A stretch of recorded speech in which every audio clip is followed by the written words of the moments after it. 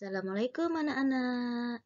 Jumpa lagi dengan Bu Isti dalam pelajaran Bahasa Indonesia.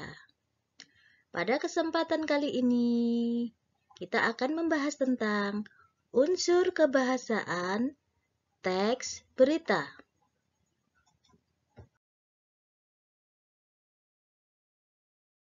Unsur kebahasaan teks berita atau ciri-ciri kebahasaan teks berita yang pertama adalah kalimat langsung. Kalimat langsung adalah kalimat yang berupa kutipan langsung dari narasumber. Kalimat langsung ditandai oleh tanda petik ganda. Lalu, apa saja pola penulisan kalimat langsung? Pola penulisan kalimat langsung yang pertama kutipan pengiring.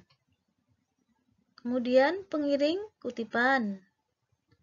Lalu kutipan pengiring kutipan. Dan yang keempat pengiring kutipan pengiring.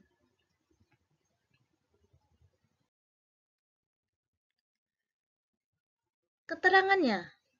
Pola kalimat langsung. Yang pertama yaitu kutipan diikuti pengiring. Contohnya, kegiatan ini bertujuan untuk menampung kreativitas seni siswa, kata Pak Heri. Kalimat yang berada dalam petikan ganda disebut kutipan, sedangkan kata Pak Heri disebut pengiring.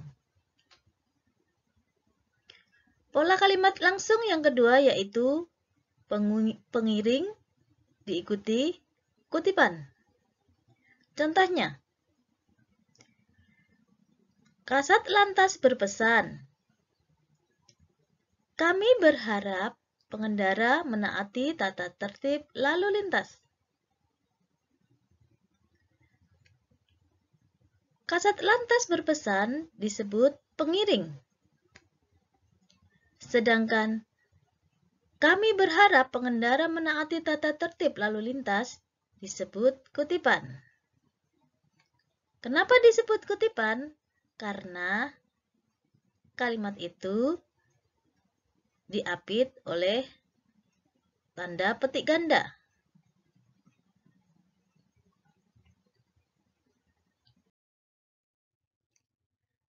Pola kalimat langsung yang ketiga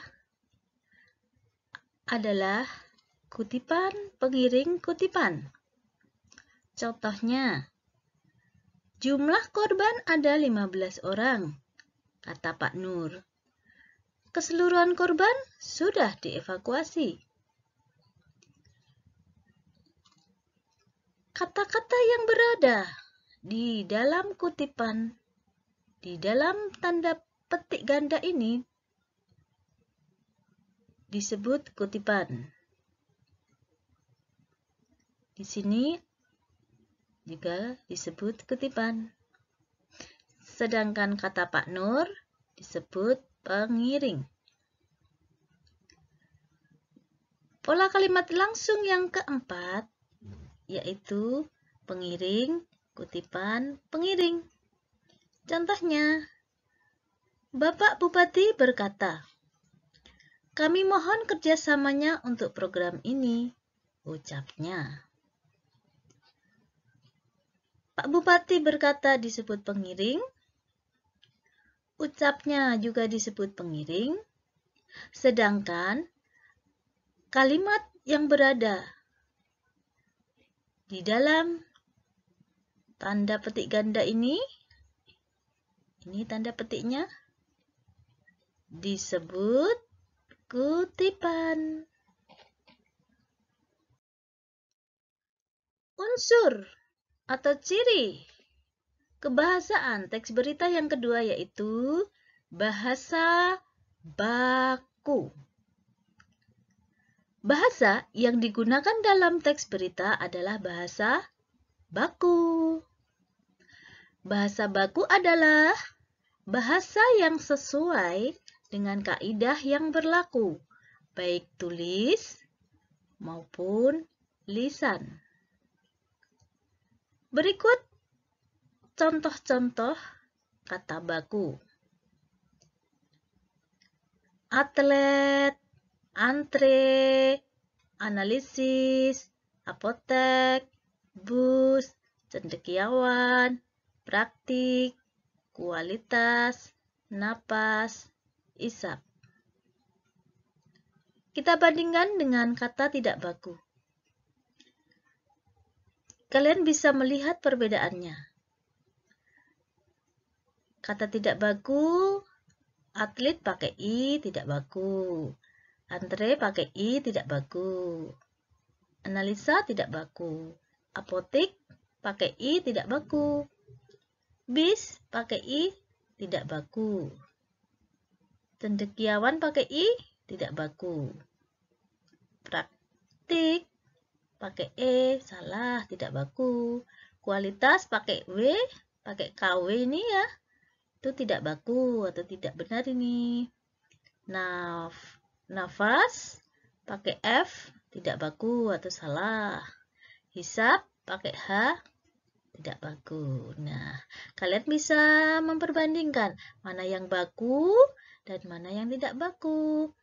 Untuk teks berita menggunakan kata-kata yang baku atau yang sesuai kaidah. Karena teks berita adalah teks bahasanya harus resmi. Kalau tidak baku, ini tidak resmi. Nah, anak-anak, unsur kebahasaan yang ketiga yaitu konjungsi bahwa. Konjungsi atau kata sambung. Kata sambung bahwa dalam teks berita digunakan sebagai penerang dalam informasi yang disampaikan, yaitu dari kalimat langsung menjadi tak langsung. Contoh, kalimat langsung. Pada hari ini, tanggal 2 Agustus, mulai pukul 8 waktu Indonesia Barat, Gunung Tangkuban Perahu naik level dari level 1 atau normal menjadi level 2 atau waspada, kata Ketua PVMBG. Kalimat langsung tersebut diubah menjadi kalimat tidak langsung. Menjadi berikut ini. Ketua PVMBG mengatakan bahwa. Nah, di sini kalimat tak langsungnya menggunakan konjungsi bahwa. Bahwa pada hari ini, tanggal 2 Agustus, mulai pukul 8 waktu Indonesia Barat, Gunung Tangkuban Perahu naik level dari level 1 atau normal menjadi level 2 atau waspada. Jadi kalimat langsung itu kalimat yang langsung berupa kutipan kata-kata yang diucapkan oleh subjek atau oleh ketua ini. Nah, ketika diubah menjadi kalimat tidak langsung akan berubah menjadi ada konjungsi bahwa dan tanda petik gandanya tidak ada.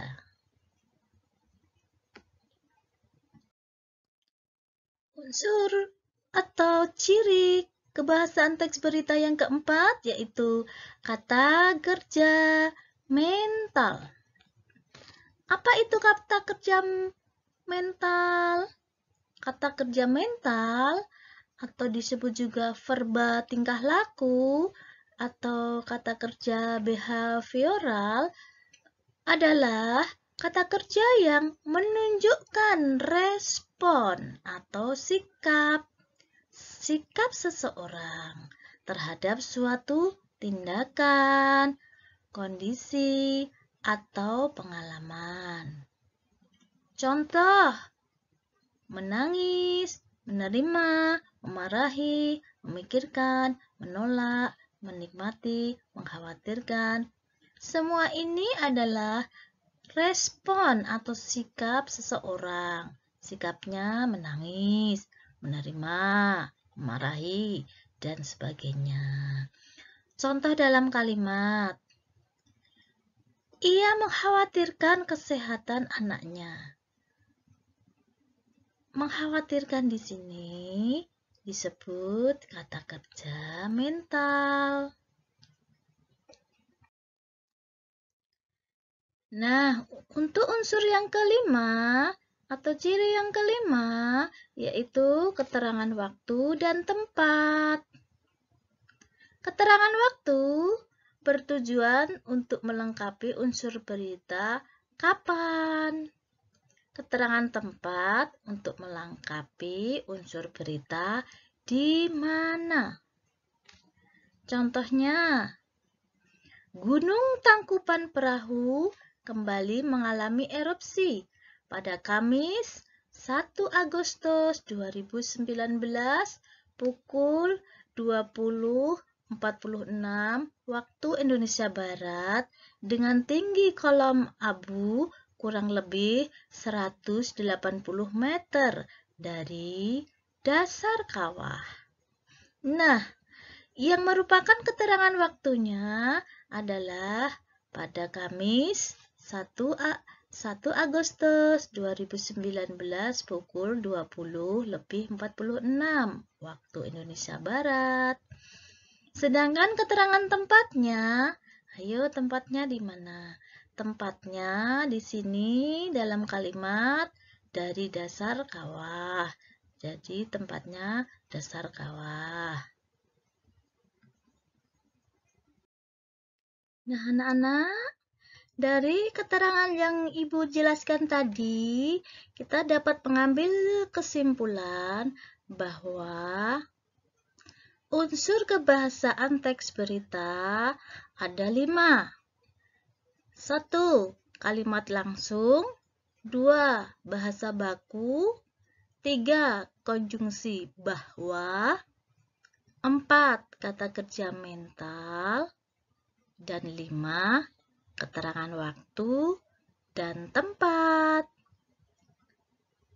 Demikian tadi materi kita pada kesempatan ini.